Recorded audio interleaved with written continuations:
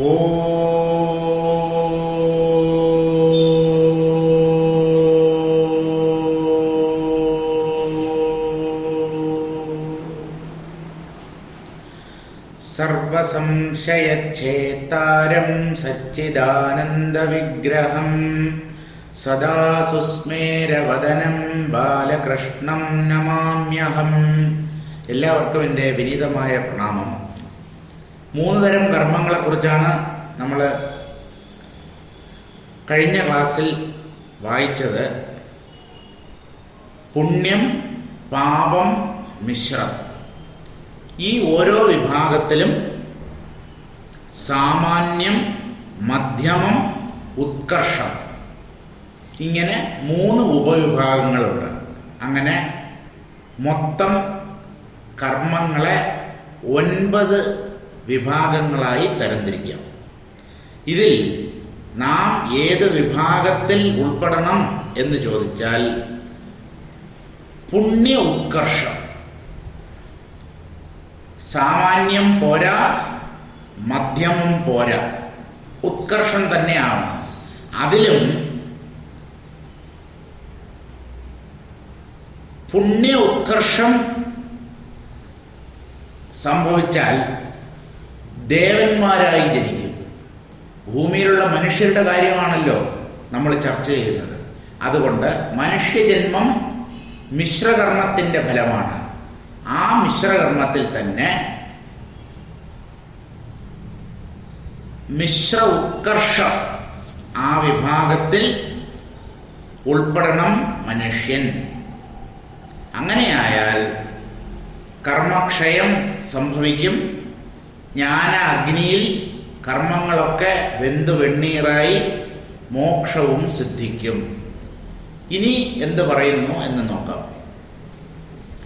നിഷ്കാമാനുഷ്ഠാനവും ചിത്തശുദ്ധിയും മുഖ്യ വൃത്തിസാധന ചതുഷ്ടയവും വന്നാലുടൻ സദ്ഗുരുലാഭം വസ്തു ശ്രവണ മനനാദിയൊക്കവേ വന്നിട്ടാത്മജ്ഞാനവുമുദിച്ചുടൻ മുക്തിജീവനു വരൂ മാറുചീതമായുള്ളോരുത്തമ ജന്മമതുത്കർഷമായുള്ള ജന്മം.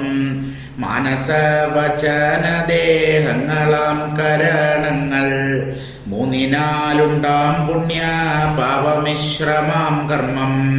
മാനസം തന്നിൽ വിചാരിച്ചറിഞ്ഞവാന്തരമായിരിക്കുന്ന ഫലം ത്യജിച്ചു മുഖ്യഫലം. ബോധിച്ചു കരണങ്ങൾ കൊണ്ടുപജീവിക്കുന്നു. ബോധവാനവൻ കൃതകൃത്യനായി ഭവിക്കുന്നു. ബോധവാനവൻ കൃതകൃത്യനായി ഭവിക്കുന്നു. അതാണ് പരിസമാപ്തി. ബോധവാൻ എന്ന് പറഞ്ഞാൽ ജ്ഞാനി, അറിവ് നേടിയവൻ. അറിവാണ് കൃതകൃത്യത എന്ന സൗഭാഗ്യത്തെ അണയ്ക്കുന്നത്. എന്താണ് കൃതകൃത്യത? ചെയ്യേണ്ടത് ചെയ്ത് തീർത്തു എന്ന സംതൃപ്തി. ആ കൃതകൃത്യത ജ്ഞാനസമ്പാദനത്തിലൂടെയേ സാധ്യമാവൂ. അത് മോക്ഷത്തിൻ്റെ ലക്ഷണമാണ്. പൂർണ്ണമായ ദുഃഖമോചനത്തിൻ്റെ ലക്ഷണമാണ് ഈ കൃതകൃത്യത. ഇതിനെ തന്നെ നമുക്ക് ചാരിതാർത്ഥ്യം എന്നും പറയാം. എൻ്റെ ജീവിതം സഫലമായി, ഞാൻ എന്തിനാണോ മനുഷ്യനായി ജനിച്ചത് ആ ലക്ഷ്യം നിറവേറിയിരിക്കുന്നു എന്ന സന്തോഷവും പൂർണ്ണതയും തൃപ്തിയും. അപ്പോൾ കൃതകൃത്യത തന്നെയാണ് ചാരിതാർത്ഥ്യം. അങ്ങനെയുള്ള ഒരാൾ താൻ എത്തേണ്ടിടത്തെത്തി എന്ന് അറിഞ്ഞ് ആനന്ദിക്കുന്നു. അതുവരെ നമുക്ക് ലക്ഷ്യസ്ഥാനത്തെത്തി എന്ന ഒരു തൃപ്തി അനുഭവപ്പെടുകയില്ല. എന്തോ ഇനിയും കുറേ ദൂരം മുമ്പോട്ട് പോകാനുണ്ട് എന്ന് ഉള്ളിൽ തോന്നിക്കൊണ്ടേയിരിക്കും. ആത്മാവിൽ ചെന്നെത്തിയാൽ മാത്രമേ ആ ലക്ഷ്യം പ്രാപിക്കപ്പെട്ടു എന്ന സന്തോഷവും പൂർണ്ണതയും അനുഭവിക്കാൻ കഴിയുകയുള്ളൂ. നിഷ്കാമാനുഷ്ഠാനവും ചിത്തശുദ്ധിയും മുഖ്യവൃത്തി സാധന ചതുഷ്ടയവും വന്നാലുടൻ ആദ്യമായി വേണ്ടത് ചിത്തശുദ്ധി സമ്പാദിക്കുക, മനഃപവിത്രീകരണം, മനസ്സ് ശുദ്ധമാവണം. അതെങ്ങനെ? അതിന് മാർഗമുണ്ട്. ചിത്തം ശുദ്ധമാകുന്നത് നിഷ്കാമ കർമ്മ ആചരണത്തിലൂടെയാണ്. എന്താണ് നിഷ്കാമ കർമാചരണം? തനിക്കോ തൻ്റെ കുടുംബാംഗങ്ങൾക്കോ അല്ലെങ്കിൽ അടുത്ത ബന്ധുക്കൾക്കോ മിത്രങ്ങൾക്കോ ലാഭമുണ്ടാകുന്ന അല്ലെങ്കിൽ അവർക്ക് സന്തോഷം ജനിപ്പിക്കുന്ന കാര്യങ്ങൾ മാത്രം ചെയ്തുകൊണ്ട് ജീവിക്കാതിരിക്കുക. ചിലരുണ്ട്, അവരുടെ കാര്യം, അവരുടെ ഭാര്യ അല്ലെങ്കിൽ ഭർത്താവിൻ്റെ കാര്യം, കുട്ടികളുടെ കാര്യം, ഇങ്ങനെ ഒരു ചുരുങ്ങിയ ഇടുങ്ങിയ ലോകത്തിലാണ് അവരുടെ ജീവിതം. അല്ലെങ്കിൽ അവരുടെ ബന്ധുവർഗങ്ങൾ, ഇവരെക്കുറിച്ച് മാത്രമേ അവർ ചിന്തിക്കുന്നുള്ളൂ. വിശാലമായ ലോകത്തെക്കുറിച്ചോ ആ ലോകത്തിൽ വസിക്കുന്ന മനുഷ്യരെ കുറിച്ചോ അവർ അശേഷം ചിന്തിക്കുന്നില്ല. കാരണം അവരുടെ ചിന്ത ഇടുങ്ങിയതാണ്. അത് മാറി ആഗ്രഹങ്ങളില്ലാതെ ഭഗവതർപ്പണമായി കർമ്മങ്ങളെ ആചരിക്കണം. അതാണ് നിഷ്കാമ അനുഷ്ഠാനം. എന്ത് കർമ്മം ചെയ്യുമ്പോഴും അത് ഈശ്വര പൂജയാണ് എന്ന ഭാവത്തോടു കൂടി വേണം ചെയ്യാൻ. അങ്ങനെ നിഷ്കാമ കർമാനുഷ്ഠാനത്തിലൂടെ ചിത്തശുദ്ധി കൈവരും. അപ്പൊ ആദ്യം നിഷ്കാമ കർമാചരണം, അതിലൂടെ ചിത്തശുദ്ധി. ഈ ചിത്തശുദ്ധി നേടിക്കഴിഞ്ഞാൽ ആത്മജ്ഞാന മാർഗത്തിൽ പ്രവേശിക്കാം. അതിനുള്ള മുൻ യോഗ്യതയാണ് ഈ ചിത്തശുദ്ധി. ചിത്തസ്യ ശുദ്ധയേ കർമ്മ നതു വസ്തൂപലബ്ധയേ വസ്തുസിദ്ധിർ വിചാരേണ നകിഞ്ചിത് കർമ്മ കോടിഭി. വിവേക ചൂടാമണിയിൽ തുടക്കത്തിൽ തന്നെ ശങ്കരാചാര്യ സ്വാമികൾ പറയുന്നതാണ്, കർമാചരണം അതും പുണ്യകർമാചരണം പോരാ, കർമ്മങ്ങളെ തന്നെ നിഷ്കാമമായി ആചരിക്കുകയും വേണം. സ്വാർത്ഥതയാവരുത് ആ കർമാചരണത്തിൻ്റെ പുറകിലുള്ള ലക്ഷ്യം. എല്ലാവരും നന്നായിരിക്കണം, ലോകത്തിന് മുഴുവൻ സുഖമുണ്ടാകണം, സന്തോഷമുണ്ടാകണം, നന്മയുണ്ടാകണം, സർവ്വജീവജാലങ്ങൾക്കും നന്മയുണ്ടാകണം. ഇങ്ങനെ ചിന്തിക്കുമ്പോഴാണ് മനുഷ്യ മനസ്സ് വിശാലമാകുന്നത്. അങ്ങനെ നിഷ്കാമ കർമ്മം, അവിടെ കർമ്മം എന്നതുകൊണ്ട് പുണ്യകർമ്മങ്ങൾ എന്നാണ് ഉദ്ദേശിക്കുന്നത്. നിഷ്കാമമായ പുണ്യകർമാചരണവും അതിലൂടെ നേടുന്ന ചിത്തശുദ്ധിയും.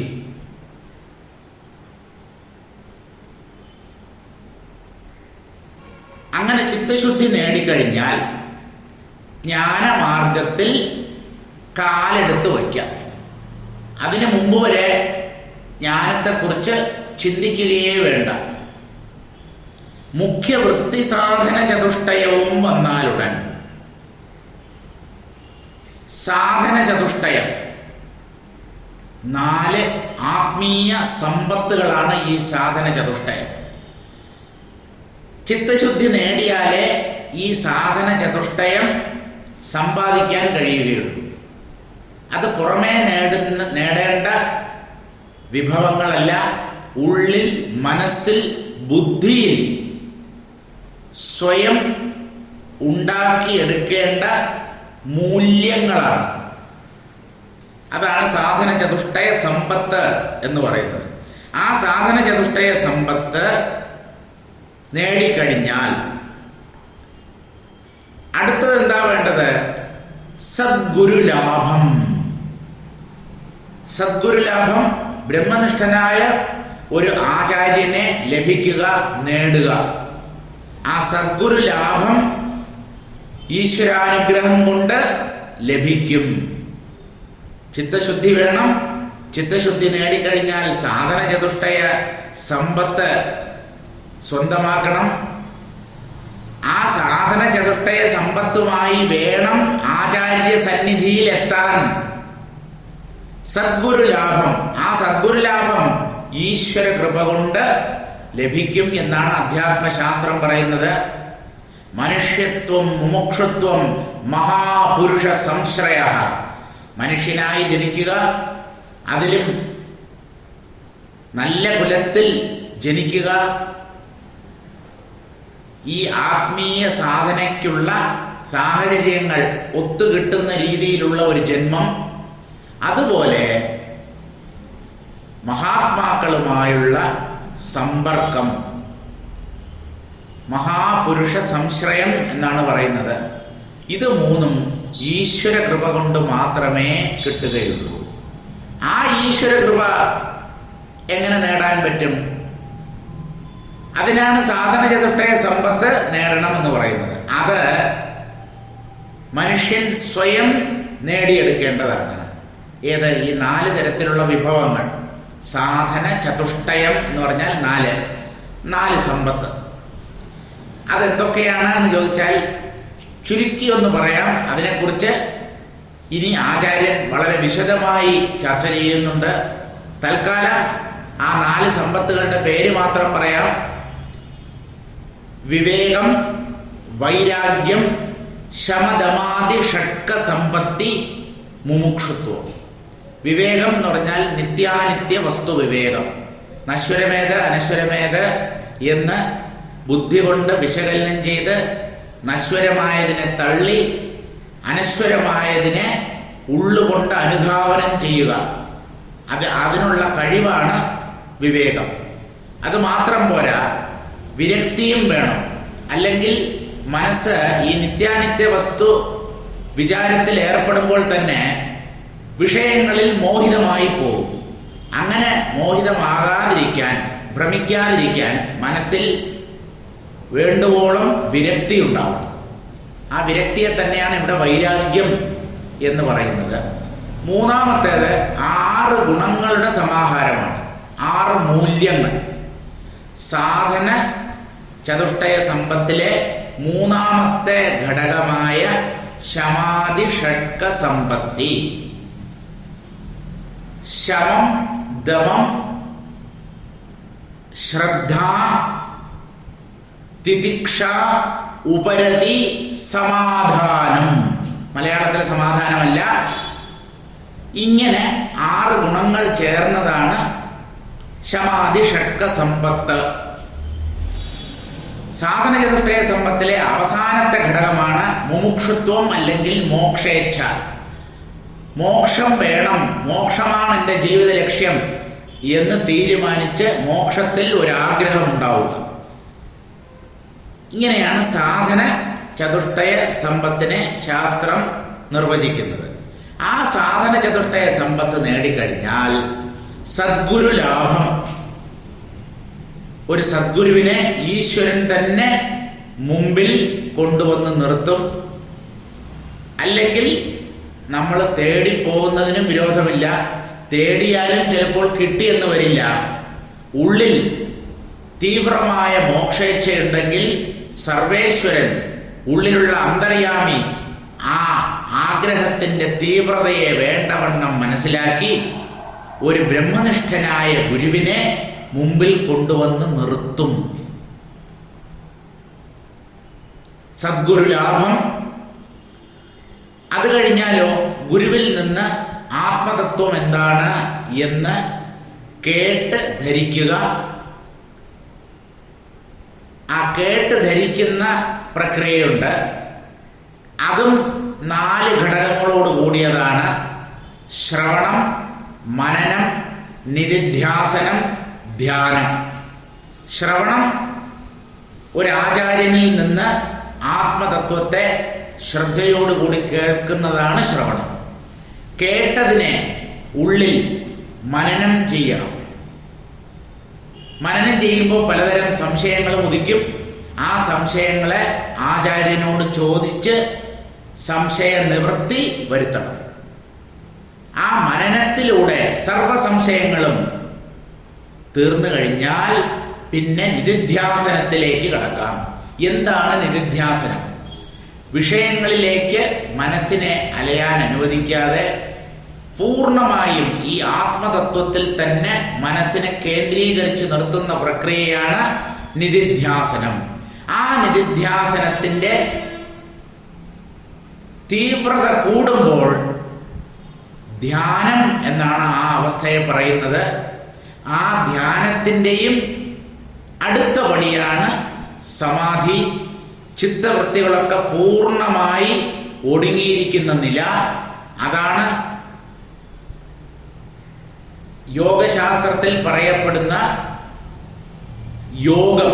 ചിത്തവൃത്തി നിരോധ രൂപത്തിലുള്ള യോഗം. പതഞ്ജലി മഹർഷിയാണ് യോഗസൂത്രങ്ങൾ രചിച്ചിട്ടുള്ളത്. അതിൽ ആദ്യമേ തന്നെ പറയുകയാണ് യോഗശ്ചിത്തവൃത്തി നിരോധ.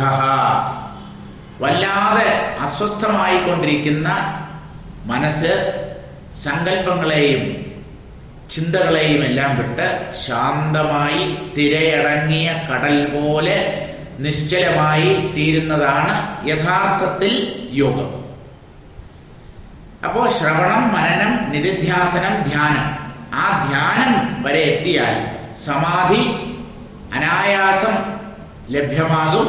ആ സമാധി എന്ന അനുഭവത്തിലാണ് ആത്മതത്വം വ്യക്തമായി പ്രകാശിക്കുന്നത്. നമുക്ക് പ്രകൃതത്തിലേക്ക് തിരിച്ചു വരാം. സദ്ഗുരുലാഭം നേടിക്കഴിഞ്ഞാൽ വസ്തുശ്രവണ മനനാദിയൊക്കവേ വന്നിട്ട്, വസ്തുശ്രവണം ഉള്ളതിനെ കുറിച്ച് കേൾക്കുക. ഉള്ളത് ആത്മാവ് മാത്രമാണ്, മറ്റുള്ളതൊക്കെ മായയാണ്, മിഥ്യയാണ്, ഭ്രമമാണ്.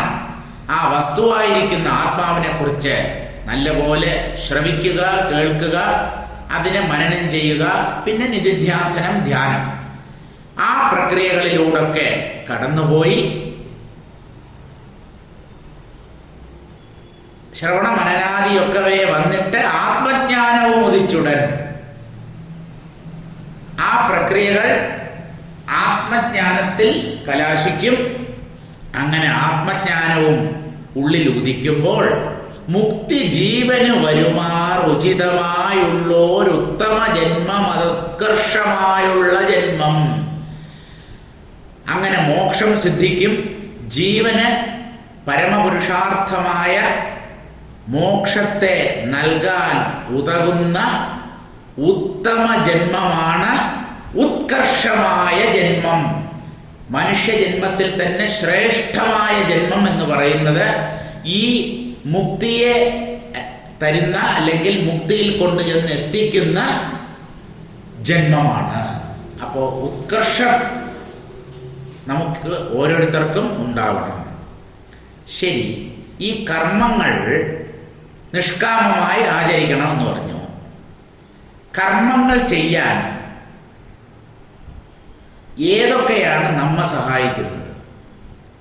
നമ്മൾ സാധാരണ കർമ്മം ചെയ്യുക എന്ന് പറഞ്ഞാൽ നടക്കുക, ഓടുക, ചാടുക, ഭക്ഷിക്കുക, കൊടുക്കുക, വാങ്ങുക. പ്രധാനമായും കൈയും കാലും, ഇതാണ് നമ്മുടെ ഓർമ്മയിൽ പെട്ടെന്ന് ഓടിയെത്തുക. കർമ്മേന്ദ്രിയങ്ങൾ എന്ന് പറഞ്ഞാൽ കൈയും കാലും. പിന്നെ സംസാരിക്കാൻ സഹായിക്കുന്നത് കൊണ്ട് നാക്കും കർമ്മങ്ങൾ ചെയ്യാൻ സഹായിക്കുന്നു. പക്ഷേ കർമ്മേന്ദ്രിയങ്ങൾ എന്ന് പറയുന്നത് ഇത് മാത്രമല്ല. പ്രധാനമായും മനുഷ്യന് 3 കരണങ്ങളാണ് കർമ്മം ചെയ്യാനായിട്ടുള്ളത്. കരണം എന്ന് പറഞ്ഞാൽ ഉപകരണം എന്നർത്ഥം. കർമ്മം ചെയ്യാൻ സഹായിക്കുന്ന അവയവങ്ങൾ. കയ്യ്, കാല് അതെല്ലാം കർമ്മേന്ദ്രിയങ്ങളിൽ പെടുമെങ്കിലും ഇവിടെ പ്രധാനമായും മനസ്സ്, വാക്ക്, ശരീരം, ഇത് 3മാണ് നമ്മുടെ കയ്യിൽ കർമ്മം ചെയ്യാനായി ഈശ്വരൻ നൽകിയിരിക്കുന്നത്. മാനസ വചന ദേഹങ്ങളാം കരണങ്ങൾ. മാനസം മനസ്സ്, വചനം വാക്ക്, ദേഹം ശരീരം. പുണ്യമോ പാപമോ എന്ത് ചെയ്യണമെങ്കിലും ഈ 3 ഏതെങ്കിലും ഒന്നിനെ ആശ്രയിച്ചേ പറ്റൂ. മാനസികമായി പുണ്യവും ചെയ്യാം, പാപവും ചെയ്യാം, മിശ്രകർമ്മവും ചെയ്യാം. അതുപോലെ വാക്ക്, സംഭാഷണം, നാവ് ഉപയോഗിച്ച് പുണ്യവും ചെയ്യാം, പാപവും ചെയ്യാം, മിശ്രവും ചെയ്യാം. ഇനി ശരീരം അല്ലെങ്കിൽ ദേഹം, ദേഹത്തെ വിനിയോഗിച്ച് പുണ്യം, പാപം, മിശ്രം, ഈ 3 തരം കർമ്മങ്ങളെ ചെയ്യാം. എന്തായാലും നമുക്ക് മനസ്സ്, വാക്ക്, ശരീരം, ഈ 3 കരണങ്ങളാണ് ഉള്ളത്. മാനസവചനദേഹങ്ങളാം കരണങ്ങൾ 3നാലുണ്ടാം പുണ്യപാപ മിശ്രമാം കർമ്മം. ഈ 3 കരണങ്ങൾ കൊണ്ട് പുണ്യം, പാപം, മിശ്രം എന്നീ 3 തരത്തിലുള്ള കർമ്മങ്ങളെ നമുക്ക് ചെയ്യാൻ കഴിയും. ഇതൊക്കെ നല്ലതുപോലെ ചിന്തിച്ചു മനസ്സിലാക്കണം. മാനസം തന്നിൽ വിചാരിച്ചറിഞ്ഞ് അവാന്തരമായിരിക്കുന്ന ഫലം ത്യജിച്ച് മുഖ്യഫലം ബോധിച്ച് കരണങ്ങൾ കൊണ്ട് ഉപജീവിക്കുന്നു. ബോധവാൻ അവൻ കൃതകൃത്യനായി ഭവിക്കുന്നു. 3 തരം കർമ്മങ്ങളെയും 3 തരം കരണങ്ങളെയും കുറിച്ചുള്ള വ്യക്തമായ അറിവ് നേടിയിട്ട് അതിൽ ഏതാണ് ശ്രേഷ്ഠം, ഏതാണ് മധ്യമം, ഏതാണ് അധമം എന്നും മനസ്സിലാക്കി അവാന്തര ഫലങ്ങളെ ത്യജിച്ചിട്ട് എന്ന് പറഞ്ഞാൽ താഴേക്കിടയിലുള്ള കർമ്മങ്ങളെ ത്യജിച്ചിട്ട് എന്ന് പറഞ്ഞാൽ അധമം, മധ്യമം അല്ലെങ്കിൽ സാമാന്യം, മധ്യമം, ആ 2 കർമ്മങ്ങളെ നീക്കിയിട്ട് ഉത്കർഷമായ അല്ലെങ്കിൽ ഉത്തമമായ കർമ്മങ്ങളെ മാത്രം ചെയ്തുകൊണ്ട് ഈ മുഖ്യഫലമായ മോക്ഷത്തെ പതുക്കെ പതുക്കെ സ്വന്തമാക്കണം. അവാന്തരമായിരിക്കുന്ന ഫലം ത്യജിച്ച് മുഖ്യഫലം ബോധിച്ച്, മുഖ്യഫലം പ്രധാനമായി ഉത്കർഷകർമ്മമാണ് നമ്മളാൽ അനുഷ്ഠിക്കപ്പെടേണ്ടത്. അതാണ് അതിവേഗത്തിൽ നമ്മെ മോക്ഷത്തോട് അടുപ്പിക്കുന്നത്. ആ ഫലത്തെ ബോധിച്ച് വേണ്ടവണ്ണം മനസ്സിലാക്കി കരണങ്ങൾ കൊണ്ട് ഉപജീവിക്കുന്നു. ഈ മനസ്സ്, വാക്ക്, ശരീരം എന്നീ ത്രിവിധ കരണങ്ങളാൽ ഉത്തമമായ കർമ്മങ്ങൾ ചെയ്തുകൊണ്ട് ഇവിടെ ജീവിക്കുന്നു. അവസാനം ചിത്തശുദ്ധി നേടി ബോധവാൻ അവൻ കൃതകൃത്യനായി ഭവിക്കുന്നു. ജ്ഞാനം സ്വന്തമാക്കി ആത്മസാക്ഷാത്കാരം നേടി കൃതകൃത്യത അനുഭവിക്കുന്നു. സാരം വായിക്കാം. നിഷ്കാമ കർമാനുഷ്ഠാനം അല്ലെങ്കിൽ നിഷ്കാമ അനുഷ്ഠാനം കൊണ്ട് ചിത്തശുദ്ധിയും തുടർന്ന് പ്രാണവൃത്തിയും സാധന ചതുഷ്ടയം പറഞ്ഞു കഴിഞ്ഞു. നിത്യാനിത്യ വസ്തു വിവേകം, വൈരാഗ്യം, ശമാധി, ഷഡ്ക സമ്പത്ത്, മോക്ഷേച്ഛ, ഇങ്ങനെ ഓരോന്നായി സ്വന്തമാക്കണം. പ്രാണൻ നിയന്ത്രണത്തിലാവണം. അതിനാണ് പ്രാണായാമം. ഇപ്പൊ ചിത്തശുദ്ധി, അതോടൊപ്പം പ്രാണവൃത്തി നിരോധം അഥവാ പ്രാണായാമം, പിന്നെ സാധന ചതുഷ്ടയ സമ്പത്ത് സ്വന്തമാക്കുക. ഇതെല്ലാം കഴിഞ്ഞിട്ട് സമനന നിധിധ്യാസനങ്ങളിലൂടെ, മനനം, നിധിധ്യാസനം എന്ന് പറഞ്ഞാൽ ആ 4 തരം പ്രക്രിയകളെയും ഉൾപ്പെടുത്തണം. ശ്രവണം, മനനം, നിധിധ്യാസനം, ധ്യാനം. ആ 4 കർമ്മങ്ങളിലൂടെ ഒരാൾ ആത്മജ്ഞാനം നേടും. ആത്മജ്ഞാനം അയാൾക്ക് ഉള്ളിൽ ഉദയമാകും. ജീവന് മുക്തി വരുന്നത് ഉചിതമായ ജന്മം കൊണ്ട് തന്നെയാണ്. മാനസ വചന ദേഹങ്ങളെ അടക്കി, അതായത് മനസ്സ്, വാക്ക്, ശരീരം, മനോവാക്കായം എന്ന് പറയും, ഇവ 3നെയും നിയന്ത്രിച്ച് അന്തഃകരണമായ അല്ലെങ്കിൽ അന്തഃകരണത്തിന്റെ ഘടകങ്ങളായ മനസ്സ്, ബുദ്ധി, ചിത്തം, അഹങ്കാരം, ഇവ 4ഉം കൊണ്ട് പൂർവജന്മങ്ങളിൽ ആർജിച്ച പുണ്യപാപമിശ്രമായുള്ള കർമ്മങ്ങളെ മനസ്സുകൊണ്ടറിഞ്ഞ് അവയുടെ പിരിവുകളായിരിക്കുന്ന ഫലങ്ങളെ ത്യജിച്ച്, എന്ന് പറഞ്ഞാൽ കർമ്മഫലത്തിൽ ഒട്ടിപ്പോകാതെ സ്വർഗാദി ലോകങ്ങളിൽ ചെന്ന് അവിടെയുള്ള സുഖം അനുഭവിക്കണം എന്നൊന്നും ഭ്രമിച്ചു പോകാതെ മുഖ്യഫലം മോക്ഷമാണ് എന്ന് മനസ്സിലാക്കി ആ മുഖ്യബലത്തെ അറിഞ്ഞ് മേൽപ്പറഞ്ഞ 4 വിധ കരണങ്ങൾ കൊണ്ട്, 4 വിധ കരണങ്ങൾ മനസ്സ്, ബുദ്ധി, ചിത്തം, അഹങ്കാരം. 3 വിധ കരണങ്ങൾ എന്ന് പറഞ്ഞാൽ മനസ്സ്, വാക്ക്, ശരീരം. ഇതിനെ എല്ലാറ്റിനെയും പവിത്രമാക്കി തീർത്ത് ജീവിക്കുന്ന ബോധവാൻ ഒരു ജ്ഞാനി. ഇങ്ങനെയാണ് ജ്ഞാനം നേടുക. ആ ജ്ഞാനം നേടിയതിനു ശേഷം അയാൾ കൃതകൃത്യനായി ഭവിക്കും എന്നറിഞ്ഞുകൊള്ളുക. ശരി, ഇനിയിപ്പോ മനസ്സ്, വാക്ക്, ശരീരം 3 കരണങ്ങളാണ് നമുക്കുള്ളത് എന്ന് പറഞ്ഞു. അതിൽ സാമാന്യം, മധ്യമം അതിനെ വിട്ടുകളയുക. കാരണം ഉത്കർഷമായ, ഉത്തമമായ കർമ്മങ്ങളാണ് നമ്മൾ ചെയ്യേണ്ടത്. അതുകൊണ്ട് സാമാന്യത്തിൻ്റെയും മധ്യമത്തിൻ്റെയും കാര്യം പറയുന്നില്ല.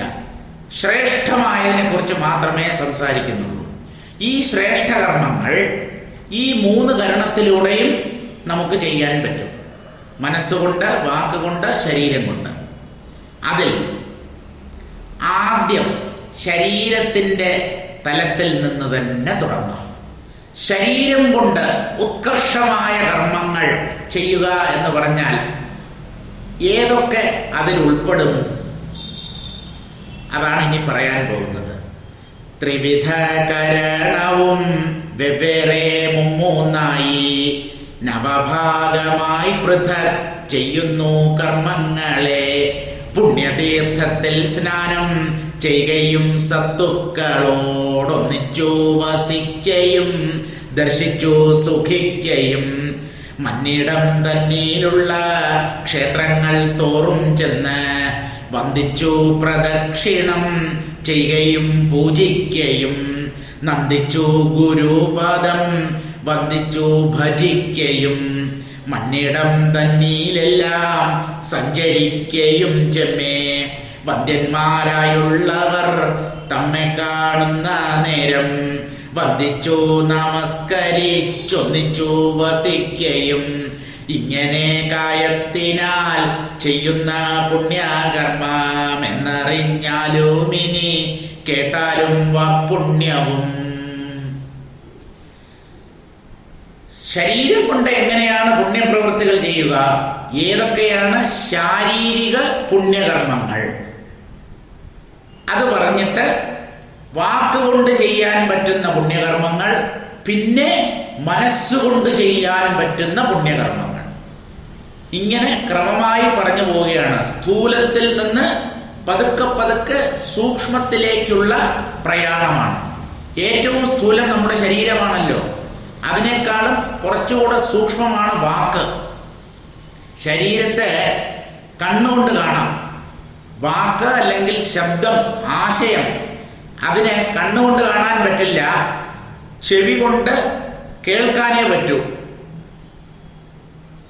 അത് കഴിഞ്ഞാലോ മനസ്സ് അല്ലെങ്കിൽ ബുദ്ധി, അന്തഃകരണം എന്നും പറയും. അന്തഃകരണത്തിന്റെ 4 അംശങ്ങളാണ് മനസ്സ്, ബുദ്ധി, ചിത്തം, അഹങ്കാരം. അവസാനമായി മാനസിക പുണ്യകർമ്മങ്ങൾ. ഇങ്ങനെ 3 കരണങ്ങൾ കൊണ്ടും നല്ലത് മാത്രം ചെയ്തു കഴിയണം. ആർക്കും ഒരു ദ്രോഹവും ചെയ്യരുത്, നാവ് കൊണ്ട് പറയരുത്, മനസ്സുകൊണ്ട് ചിന്തിക്കുക പോലെ വരുത്. ഇങ്ങനെയാണ് ചിത്തം ശുദ്ധമാകേണ്ടത്. അല്ലാതെ അമ്പലത്തിൽ ചെന്ന് 450 പ്രദക്ഷിണവും വെച്ചിട്ട് എന്തെങ്കിലുമൊക്കെ അന്ധമായി കർമ്മങ്ങൾ ചെയ്തത് കൊണ്ട് ചിത്തം ശുദ്ധമാവില്ല. മനസ്സ് പവിത്രമാകട്ടെ. നമ്മുടെ വാക്കുകൾ, സംഭാഷണം അന്യർക്ക് സന്തോഷം നൽകുന്നതാകട്ടെ. ശരീരം കൊണ്ടും പറ്റുന്നിടത്തോളം മറ്റുള്ളവരെ സഹായിക്കുക, ഉപകാരം ചെയ്യുക. മറ്റുള്ളവർക്ക് ഉപകാരം ചെയ്യുക അത് എൻ്റെ ജോലിയല്ല, അത് വേറെ ആരെങ്കിലും നോക്കിക്കോട്ടെ. എനിക്ക് ഇന്നേ വരെ ആരും ഒരു നന്മയും ചെയ്തിട്ടില്ല, അതുകൊണ്ട് ഞാൻ ചെയ്യില്ല. ഈ വാദമൊക്കെ തെറ്റാണ്. നിങ്ങൾ ഒരാൾക്ക് ചെയ്യുന്ന ഉപകാരം അല്ലെങ്കിൽ നന്മ, അതുകൊണ്ട് മറ്റേ വ്യക്തിക്ക് പ്രയോജനം കിട്ടും എന്നുള്ള കാര്യത്തിൽ സംശയമില്ല. പക്ഷേ അതിൻ്റെ ഒരു സൂക്ഷ്മമായ ഫലമുണ്ട്. അത് ചെയ്യുന്ന നിങ്ങൾക്ക് തന്നെയാവും ഉള്ളിൽ ലഭിക്കുക. നിങ്ങൾ അറിയില്ല. മറ്റൊരാളെ സഹായിക്കുമ്പോൾ, വേറൊരാൾക്ക് സാന്ത്വനമേകുമ്പോൾ, മറ്റൊരാളുടെ നീറുന്ന മനസ്സിന് അല്പം കുളിർമ പകർന്നു കൊടുക്കുമ്പോൾ അതിൻ്റെ പുണ്യഫലം ഈ ചെയ്യുന്നവന്റെ ഉള്ളിൽ രൂപപ്പെടും. എങ്ങനെയെന്നോ ചിത്തശുദ്ധിയുടെ രൂപത്തിൽ. അതാണ് ചിത്തശുദ്ധി. ആ മനസ്സ് നാൾക്ക് നാൾ ശുദ്ധമായി വരും, പവിത്രമായി വരും. പവിത്ര മനസ്സിന്റെ ലക്ഷണം എന്താണ്? നല്ല സമാധാനം, പൂർണ്ണമായ സ്വസ്ഥത, എന്തെന്നില്ലാത്ത സന്തോഷം. മനസ്സിന്റെ ചാഞ്ചല്യമൊക്കെ കെട്ടടങ്ങും. പലരും പറയാറുണ്ടല്ലോ, സകല സൗഭാഗ്യങ്ങളും ഉണ്ട്, പക്ഷേ മനഃശാന്തിയില്ല, മനസ്സിനൊരു സ്വസ്ഥതയില്ല. ആ സ്വസ്ഥത വരാതിരിക്കാൻ കാരണം നല്ലത് മറ്റുള്ളവർക്ക് ചെയ്തില്ല. താനും പെങ്ങളും സഹസ്രഭോജനവും എന്ന് പറഞ്ഞ് ജീവിച്ചു. എന്തൊക്കെയോ ചെയ്തു, വഴിപാടുകൾ പലതും നടത്തി, തീർത്ഥാടനമൊക്കെ നടത്തി. അതല്ല, അതിനേക്കാളൊക്കെ മുകളിൽ ചിത്തശുദ്ധി നേടിത്തരുന്ന കർമ്മങ്ങളുണ്ട്. മറ്റുള്ളവർക്ക് വേണ്ടി ജീവിക്കുക, മറ്റുള്ളവർക്ക് ഉപകാരം ചെയ്യുക, മറ്റുള്ളവരുടെ ദുഃഖം മാറ്റാൻ നമ്മെക്കൊണ്ട് പറ്റുന്നത് ചെയ്യുക. അത് നമ്മുടെ മനസ്സിനെ പവിത്രമാക്കി തീർക്കും. ഇത് പലരും വേണ്ടവണ്ണം മനസ്സിലാക്കുന്നില്ല എന്നുള്ളതാണ് ഒരു ദുഃഖസത്യം. ത്രിവിധകരണവും വെവ്വേറെ മുമ്മൂന്നായി നവഭാഗമായി പൃഥക് ചെയ്യുന്നു കർമ്മങ്ങളെ.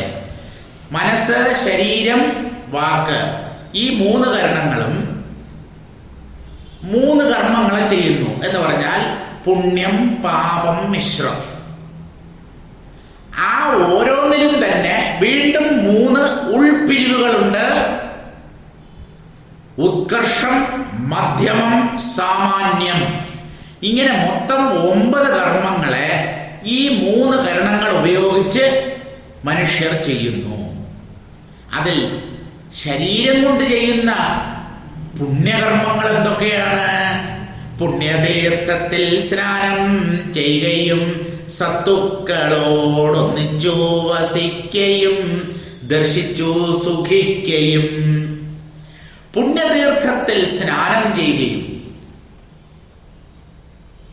തീർത്ഥാടനം എന്ന് നമ്മൾ പറയാറില്ലേ, പല പല പുണ്യക്ഷേത്രങ്ങളിലും ചെല്ലുക, അവിടുത്തെ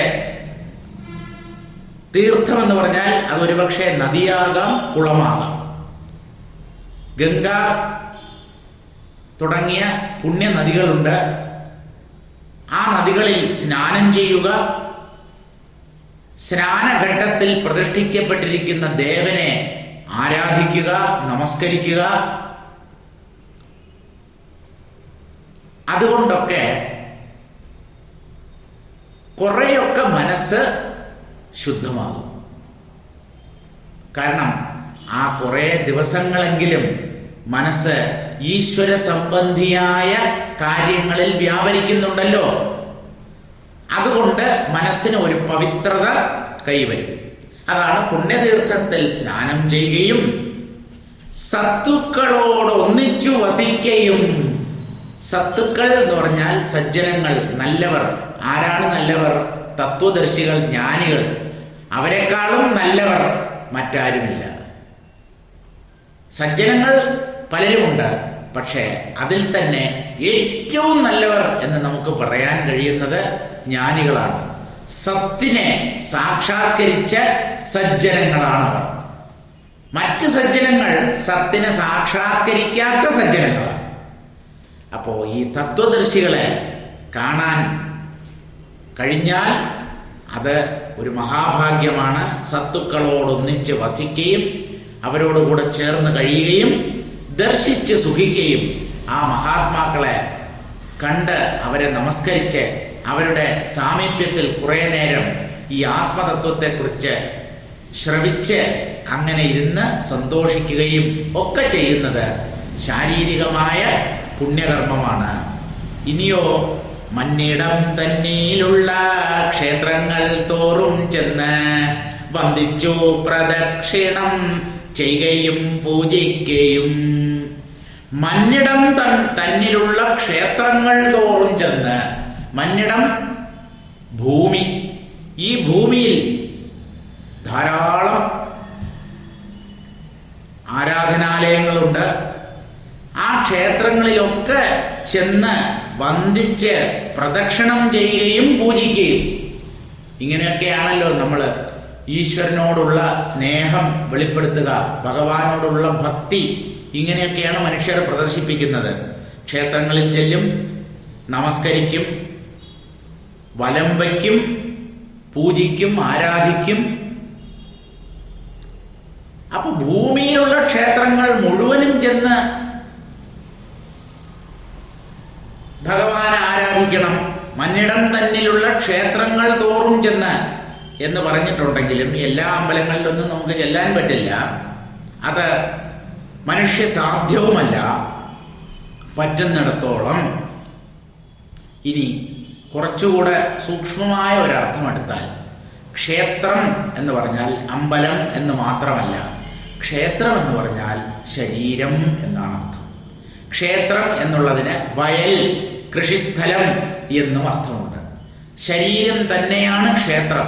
കാരണം ഈ ശരീരത്തിൽ ഇരുന്നാണ് നമ്മൾ പുണ്യപാപങ്ങളുടെ വിത്തുകൾ പാകുന്നതും അവയുടെ വിളവായ സന്തോഷ സന്താപങ്ങളെ അനുഭവിക്കുകയും ചെയ്യുന്നത്. കൃഷിസ്ഥലത്തിൽ വിത്ത് വിതയ്ക്കും, വിളവ് കൊയ്യും. ഇവിടെ നമ്മൾ വിതയ്ക്കുന്നത് പുണ്യപാപ കർമ്മങ്ങളാണ്. മിശ്രം എന്നൊന്നുണ്ട്, അതും കൂടെ നമുക്ക് ഇതിനോടൊപ്പം ചേർക്കാം. പുണ്യപാപ മിശ്രകർമ്മങ്ങളെ ചെയ്യുന്നു, അതാണ് വിത്ത് വിതയ്ക്കുക. എന്നിട്ട് അതിനനുകൂലമായ ഫലത്തെ, പ്രധാനമായും സുഖം ദുഃഖം, ഈ രണ്ട് ഫലങ്ങളാണ് കൊയ്യുന്നത്. അപ്പോ ഈ ശരീരത്തിൽ ഇരുന്നുകൊണ്ടാണ് ഈ കർമ്മങ്ങൾ ചെയ്യുകയും കർമ്മഫലം അനുഭവിക്കുകയും ചെയ്യുന്നത്. അതുകൊണ്ട് ഈ ശരീരത്തെ തന്നെ ഒരു വയൽ എന്ന് കൃഷ്ണൻ പറയുന്നു. എവിടെ? ഗീതയിൽ. ഇദം ശരീരം കൗന്ദേയ ക്ഷേത്രമിത്യഭിധീയതേ. ഈ ശരീരത്തെ തന്നെയാണ് ക്ഷേത്രം അല്ലെങ്കിൽ വയൽ, കൃഷിസ്ഥലം എന്ന് പറയുന്നത്. ഇനി മലയാളത്തിലുള്ള അർത്ഥം സ്വീകരിച്ചാൽ ക്ഷേത്രം എന്ന് പറഞ്ഞാൽ അമ്പലം. ഏതാണ് അമ്പലം? ഈ കാണപ്പെടുന്ന ശരീരങ്ങളൊക്കെ അമ്പലമാണ്. എന്തുകൊണ്ട്? എല്ലാ ശരീരങ്ങളിലും ഈശ്വരൻ അധിവസിക്കുന്നു. ഈശ്വര സർവഭൂതാനാം ഹൃദ്ദേശേ അർജുന തിഷ്ഠതി ഭ്രാമയൻ സർവഭൂതാനി യന്ത്രാരൂഢാനി മായയ. ഈശ്വരൻ എല്ലാ ശരീരങ്ങളിലും അധിവസിക്കുന്നു. ഈശ്വരന്റെ വാസസ്ഥാനമാണല്ലോ ക്ഷേത്രങ്ങൾ അല്ലെങ്കിൽ അമ്പലങ്ങൾ. എല്ലാ ജീവശരീരങ്ങളിലും ഈശ്വര ചൈതന്യം കുടികൊള്ളുന്നത് കൊണ്ട് എല്ലാ ശരീരങ്ങളും ക്ഷേത്രങ്ങൾ തന്നെ. ചുരുക്കം, ജീവികൾക്ക് നല്ലത് ചെയ്യുക, അവയുടെ ദുഃഖങ്ങൾ നീക്കുക, ജീവികൾക്ക് ആശ്വാസം പകർന്നു കൊടുക്കുക, അത് തന്നെയാണ് ഏറ്റവും വലിയ ഈശ്വര പൂജ. അപ്പൊ ഇവിടെ ക്ഷേത്രം എന്നുള്ളതിന് കുറച്ചുകൂടെ ഉയർന്ന തലത്തിലുള്ള അർത്ഥം സ്വീകരിക്കുന്നതാവും ഉചിതം. ക്ഷേത്രങ്ങൾ തോറും ചെന്ന് വന്ദിച്ചു പ്രദക്ഷിണം ചെയ്യുകയും പൂജിക്കുകയും, പിന്നെയോ നന്ദിച്ച് ഗുരുപദം വന്ദിച്ചു ഭജിക്കുകയും മന്നിടം തന്നിലെല്ലാം സഞ്ചരിക്കുകയും ചെമ്മേ. വളരെ സന്തോഷത്തോടുകൂടി വേണം നമ്മൾ ഈശ്വരനെ ആരാധിക്കാൻ. ഈശ്വര ആരാധനയുടെ ഫലം സന്തോഷമാണ്. സന്തോഷം എന്നുള്ളതാവണം. പുണ്യകർമ്മങ്ങൾ അല്ലെങ്കിൽ ഈശ്വരപരമായ കർമ്മങ്ങൾ ചെയ്തു കഴിഞ്ഞാൽ മനസ്സ് സ്വസ്ഥമാകണം, ശാന്തമാകണം. അല്ലാതെ തളർന്നു പോവുകയല്ല വേണ്ടത്. മനസ്സിന് ഉത്സാഹവും വീര്യവും വർദ്ധിച്ചു വരണം. അതാണ് ഈശ്വര ആരാധനയുടെ പ്രധാന ഫലം.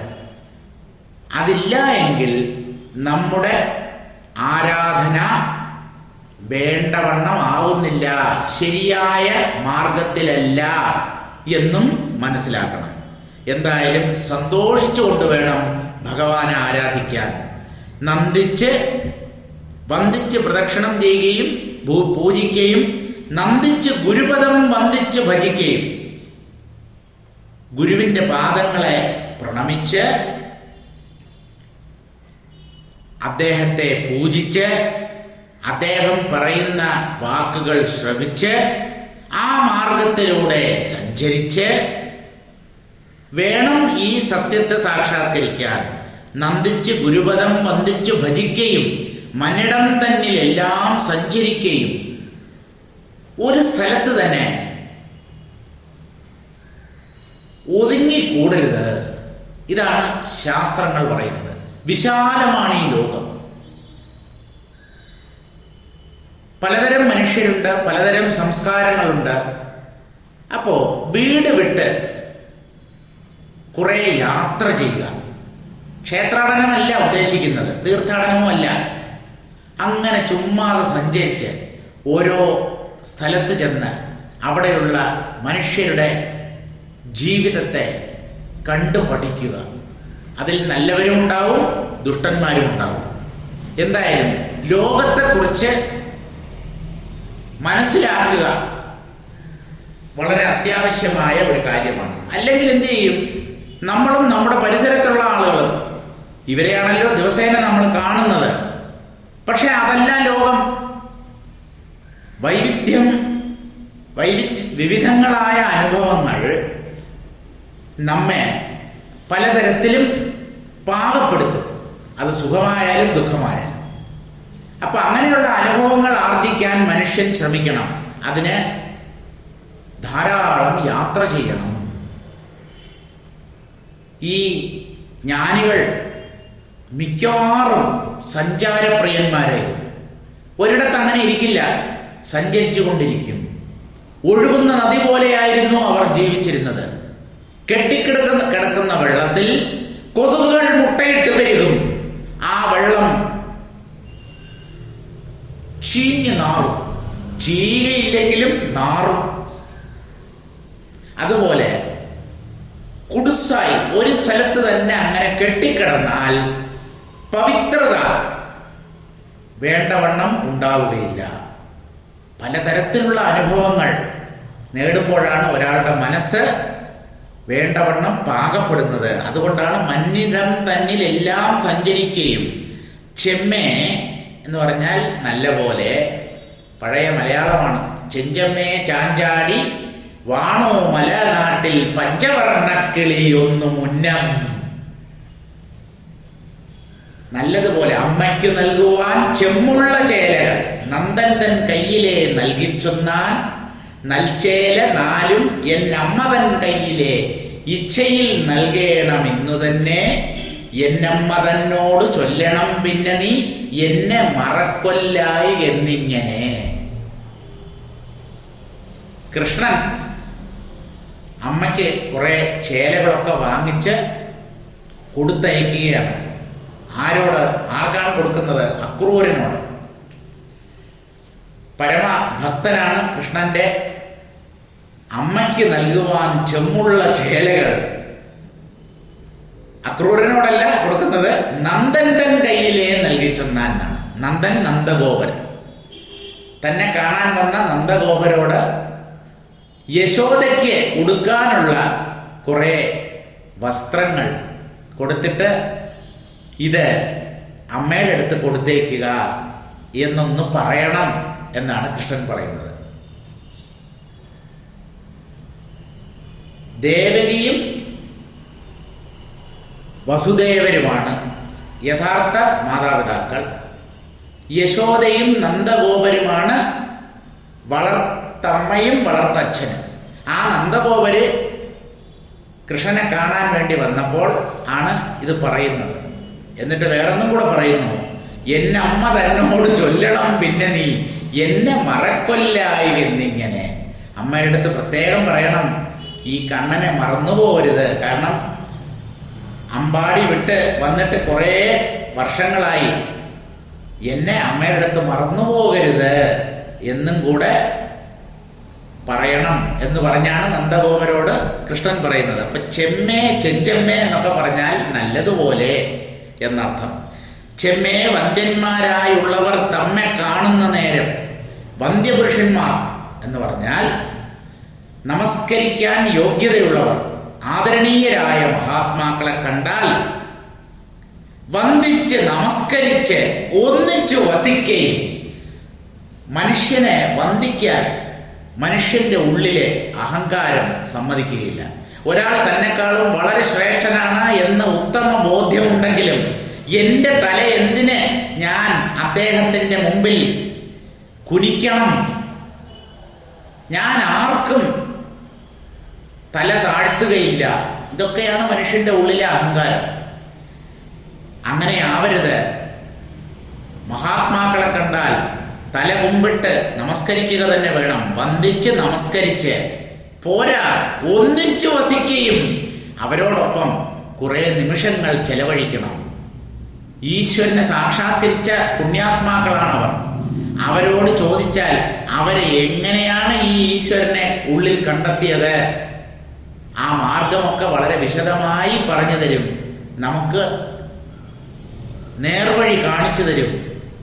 അതുകൊണ്ട് അവരുടെ സമീപത്തിരുന്ന് കുറെയൊക്കെ അവരുടെ വാക്കുകൾ ശ്രവിക്കണം. അതാണ് ഒന്നിച്ചു വസിക്കുകയും. ഇതെല്ലാം തന്നെ മനസ്സിന് പവിത്രത നൽകുന്ന കർമ്മങ്ങളാണ്.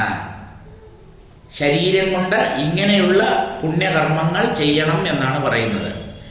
ഇങ്ങനെ കായത്തിനാൽ ചെയ്യുന്ന പുണ്യകർമ്മം എന്നറിഞ്ഞാലും ഇനി കേട്ടാലും വാപുണ്യവും. ശരീരം കൊണ്ട് ചെയ്യേണ്ടുന്ന പുണ്യകർമ്മങ്ങളുടെ കാര്യമാണ് ഇത്രയും കൊണ്ട് പറഞ്ഞത്. ഇനിയും കേട്ടോളൂ. വാചികമായ പുണ്യപ്രവൃത്തികൾ ഏതെല്ലാം, വാക്കുകൊണ്ട് നമുക്ക് ചെയ്യാൻ കഴിയുന്ന പുണ്യകർമ്മങ്ങൾ ഏതൊക്കെയാണ് എന്ന് ഇനിമേൽ പറയാം, കേട്ടോളൂ. ഇതുവരെ വായിച്ചതിൻ്റെ സാരം വായിക്കാം. 3 വിധ കരണങ്ങളും വെവ്വേറെ മുമ്മൂന്നായി അങ്ങനെ 9 ഭാഗങ്ങളായി കർമ്മങ്ങൾ ചെയ്യുന്നു. 9 തരം കർമ്മങ്ങളുണ്ട് എന്ന് പറഞ്ഞല്ലോ. പുണ്യതീർത്ഥത്തിൽ സ്നാനം ചെയ്യുകയും സാധുക്കളോടുകൂടെ വസിക്കുകയും സാധുക്കളുമായി സംഘം ചെയ്ത് ആനന്ദിക്കുകയും ഭൂമിയിലുള്ള ക്ഷേത്രങ്ങൾ തോറും, ബ്രാക്കറ്റിൽ ശരീരക്ഷേത്രം എന്നാണ് കൊടുത്തിരിക്കുന്നത്, ഭൂമിയിലുള്ള ക്ഷേത്രങ്ങൾ തോറും എന്ന് പറഞ്ഞാൽ മറ്റുള്ളവർക്ക്, ജീവജാലങ്ങൾക്ക് നന്മ ചെയ്യുകയും അങ്ങനെ ഭൂമിയിലുള്ള ക്ഷേത്രങ്ങൾ തോറും ചെന്ന് വന്ദിച്ച് പ്രദക്ഷിണം ചെയ്യുകയും പൂജിക്കുകയും നന്ദിയോടെ ഗുരുപാദം പ്രണമിച്ച് ഭജിക്കുകയും ഭൂമിയിലെല്ലാം ചുറ്റി സഞ്ചരിക്കുകയും വന്ദിക്കേണ്ടവരെ കണ്ടാൽ യഥേഷ്ടം വന്ദിച്ച് പൂജിച്ച് നമസ്കരിക്കുകയും അവരോടൊന്നിച്ച് വസിക്കുകയും ചെയ്യണം. ഇപ്രകാരം ശരീരം കൊണ്ട് ചെയ്യുന്നത് പുണ്യകർമ്മം എന്നറിഞ്ഞുകൊള്ളുക. ഇങ്ങനെ ഒക്കെ ചെയ്ത് ജീവിക്കുന്നതാണ് ശാരീരികമായ പുണ്യകർമ്മ അനുഷ്ഠാനം എന്ന് പറയുന്നത്. എന്നിട്ട് കുറിപ്പായിട്ട് കൊടുത്തിട്ടുണ്ട്, ഇവയെല്ലാം അനുഷ്ഠിക്കേണ്ടത് ശരീരക്ഷേത്രത്തിലാണ്. ബാഹ്യമായി ഇവയെല്ലാം അനുഷ്ഠിക്കുന്നതിനെ അല്ല യോഗീശ്വരൻ വിവക്ഷിച്ചിരിക്കുന്നത്. യോഗീശ്വരൻ തുഞ്ചത്ത് രാമാനുജാചാര്യൻ, അദ്ദേഹം വിവക്ഷിച്ചിരിക്കുന്നത് പുറമെ അമ്പലങ്ങളിൽ ചെന്ന് നമസ്കരിക്കുകയും പ്രദക്ഷിണം വയ്ക്കുകയും ഒന്നുമല്ല. ശരീരങ്ങളിൽ കുടികൊള്ളുന്ന ഈശ്വരനെ ഉള്ളുകൊണ്ട് കണ്ടുകൊണ്ട് ജീവികൾക്ക് നന്മ ചെയ്യുക, അവർക്ക് വേണ്ടുന്ന ഉപകാരങ്ങളും നന്മയും ഒക്കെ ചെയ്യുന്നതിനെയാണ് ഇവിടെ ക്ഷേത്രത്തിൽ ചെന്ന് വന്ദിക്കുകയും പ്രദക്ഷിണം ചെയ്യുകയും എന്നൊക്കെ കൊണ്ട് വിവക്ഷിച്ചിരിക്കുന്നത്. അധ്യാത്മരാമായണം ശബര്യാശ്രമ പ്രവേശനം കാണുക എന്നും കുറിപ്പിൽ പറയുന്നുണ്ട്.